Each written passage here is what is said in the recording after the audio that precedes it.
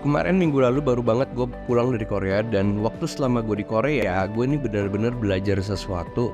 Kenapa Korea ini bisa jadi negara maju. Dan ini yang gue pengen kasih tau ke kalian, gimana caranya Indonesia itu juga bisa jadi negara yang mirip-mirip sama Korea. Karena jujur kita nggak kalah dari sisi luas, kita nggak kalah dari sisi teknologi, sumber daya alam. Tapi ini sebenarnya menurut gue kayaknya harus kita benar-benar bisa kembangin supaya kita bisa jadi kayak Korea Selatan. Nah, kenapa gue pengen kasih tau ke kalian? Karena sebenarnya kita juga harus ngelihat dari sisi perilaku manusianya. Jadi kalau kita lihat di Korea sendiri, mereka ini sebenarnya bangga banget pakai produk-produk lokal. Meskipun kenyataannya waktu gue berangkat ke sana tidak sedikit barang Cina yang ada di Korea Selatan. Jadi gue ngerasa sekelas Korea Selatan yang negaranya super maju aja, barang Cinanya juga banjir dan barang Cinanya juga banyak di sana.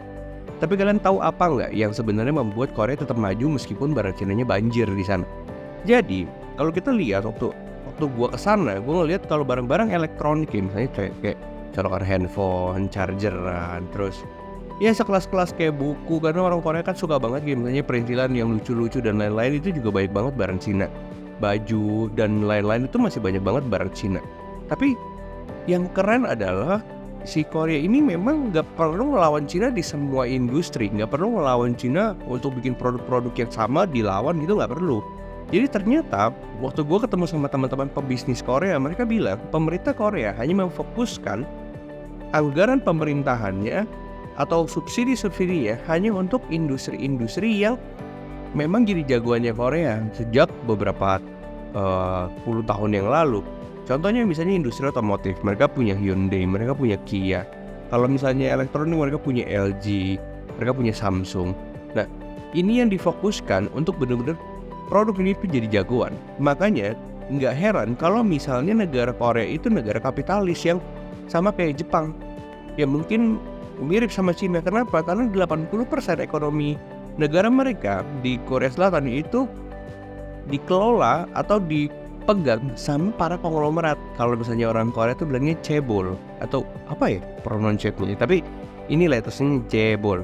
Nah, ini adalah orang-orang kaya yang benar-benar menguasai Korea. Jadi kalau misalnya ada yang suka bercanda ke gue, emang kalau Korea itu siapa sih yang kepala tertinggi negaranya presiden? Iya, tapi gue presiden Korea. Menurut gue presiden Samsung kali ya. Karena kadang-kadang orang Korea juga merasa bahwa mereka ini itu tidak punya mimpi untuk kerja di pemerintahan, atau mereka tidak punya mimpi untuk bikin even bisnis sendiri. Mereka nggak ada kepikiran ke sana. Mereka malah mikirnya adalah bagaimana gue bisa bekerja di perusahaan besar seperti Korea, bagaimana gue bisa bekerja di perusahaan-perusahaan seperti Hyundai, Kia, dan lain-lain. Dan kalian tahu nggak kenapa pemerintah hanya berfokus kepada produk-produk dan industri memang jadi jagoan mereka? Karena market mereka bukan Korea saja, market mereka kan seluruh dunia. Buktinya di Indonesia sekarang ada Hyundai Ioniq 5 lah, Ioniq 6 lah, dan lain-lain. Jadi memang itu cara Korea bisa mendapatkan devisa. Nah, apa artinya atau apa maksud gue membuat video ini? Sebenarnya gini, ini kondisinya sama. Barang Cina di Korea banjir, barang Cina di Jepang banjir, barang Cina di Indonesia juga lebih gila-gilaan lagi.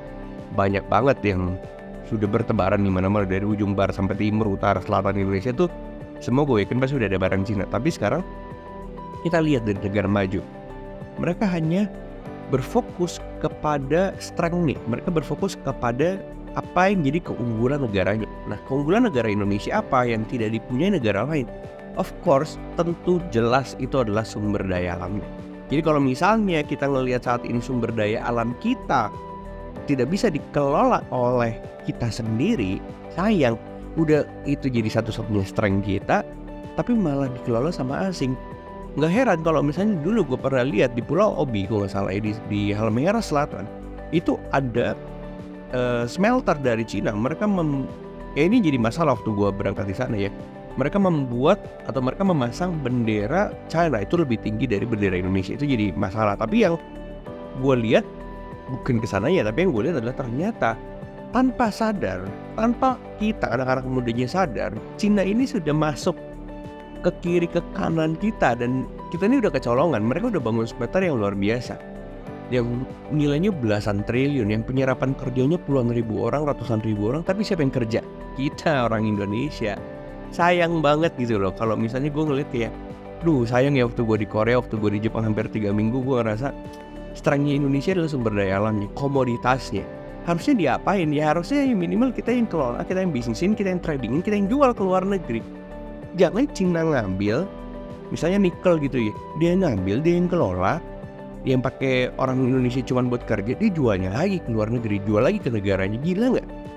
Dia ngambil di negara kita, dia yang bisnisin, dia jual lagi ke negaranya. Terus kalau gitu orang Indonesia mau jadi apa? Makanya kalau misalnya kita lihat saat ini lagi suasana politik, semua paslon cawapres atau capres gitu ya, mereka bilang hilirisasi itu benar harus dilakukan, dan ini sudah dilakukan dari zaman Pak Jokowi. Bagaimana kita bisa membuat barang yang benar-benar dari yang raw, dari yang mentah itu jadi barang setengah jadi minimal. Tapi jangan salah paham ya, maksudnya ketika pemerintah atau presiden bilang hilirisasi dari barang mentah jadi barang setengah jadi, itu bukan diimplementasikan ke semua industri atau semua sektor. Ini paling diutamakan statement ini untuk komoditas pertambangan, karena pertambangan itu nilai yang paling besar, terus udah gitu jumlah orang yang dilibatkan juga sangat banyak, nilai investasi juga puluhan triliun. Jadi ini maksudnya Pak Jokowi. Tapi kalau kita bicara buah-buahan, ikan, ya udahlah, maksudnya lo ambil ikan dari laut, lo freezer, lo kirim ke Jepang juga fine. Dan itu yang sebenarnya gue ngerasa kita harus bisa belajar itu. Kita harus bisa kelola hasil alam kita sendiri. Kita orang Indonesia loh. Ketemu banyak gue sama orang-orang luar negeri dan mereka bilang you are so lucky because you are Indonesian. Lu untung banget karena lo orang Indo. Bener. Gue ngerasa kayak iya ya, waktu gue kemarin ke Jepang, ke Korea udah hampir 1 bulan, super dingin dan ada matahari pun dingin banget. Waktu gue pulang ke Indonesia meskipun keringatan tapi enak gitu loh, bisa ngapain aja. Nah gue ngerasa bahwa tinggal di Indonesia itu ada banyak untungnya, cuman kita itu tuh nggak, apa namanya ya, dari sisi sosial medianya aja udah punya Cina. Terus Cina ya tanda kutip bisa aja ya, gue nggak bilang benar atau tidak ya, tapi bisa aja sosial media Cina, lu tahu yang kita pakai itu yang rame, yang viral, yang joget-joget atau apapun lah sekarang udah di sana.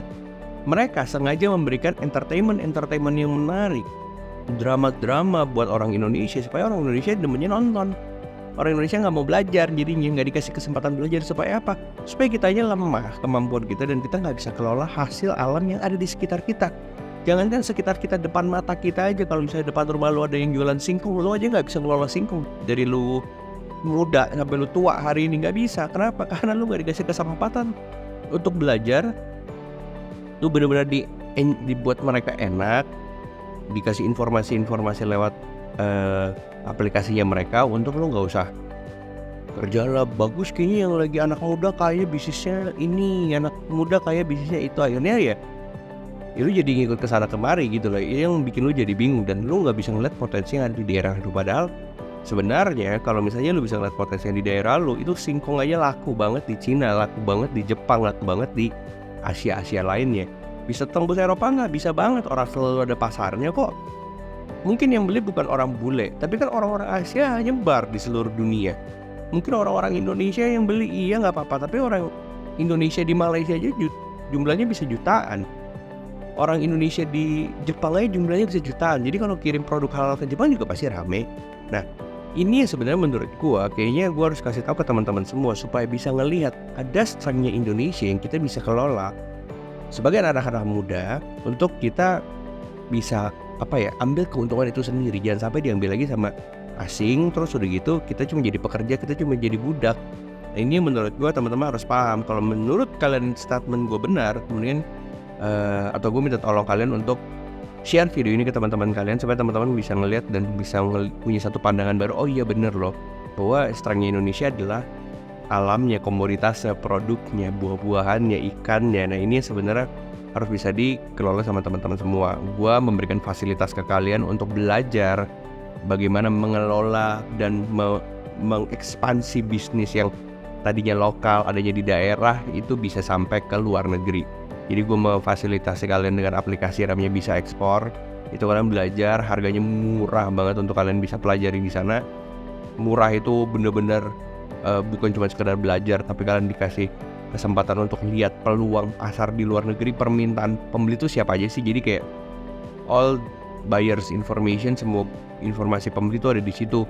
Nama perusahaannya, permintaannya apa, terus udah gitu dia mau barang apa, dari negara mana, emailnya apa, itu ada di aplikasi Bisa Ekspor. Jadi menurut gue kalau misalnya kalian memang tertarik untuk belajar dan kayak oke, gue pengen mengelola, gue nggak pengen daerah gue gini-gini aja, dan gue nggak pengen hidup gue gini-gini aja, gue pengen lewat yang ada di daerah gue bisa gue kembangkan, ya silakan kalian bisa masuk ke aplikasinya, atau kalian bisa langsung kunjungi website di bawah ini, www.bisaekspor.com. Gue promosi ini kenapa? Bukan karena gue butuh uang dari jualan aplikasi ini, bukan, tapi menurut gue anak muda harus banyak melek soal ini supaya kedepannya 2045 generasi emas Indonesia ini bisa jadi. Karena kalau enggak 2045 ini jadi cuma angan-angan dan mimpi orang tua kita aja. Padahal nanti kedepannya di 2045 hampir 65% generasi produktif umur 20-40 itu yang mendominasi negara kita. Jadi sayang banget kalau misalnya di umur produktif itu kita nggak bisa ngapa-ngapain. Kita cuman ngeliatin orang-orang yang sukses, orang-orang asing yang datang berbondong-bondong ke Indonesia, terus kita cuman kayak nyari kerja, lamarin CV kayak sayang kan. Makanya kurang lebih gue pengennya video ini bisa rame, penontonnya rame, buat teman-teman punya gambaran dan pandangan baru tentang apa sih sebenarnya kita harus lakuin sebagai anak muda di Indonesia. Kurang lebih seperti itu di video kali ini. See you on the next video. Bye.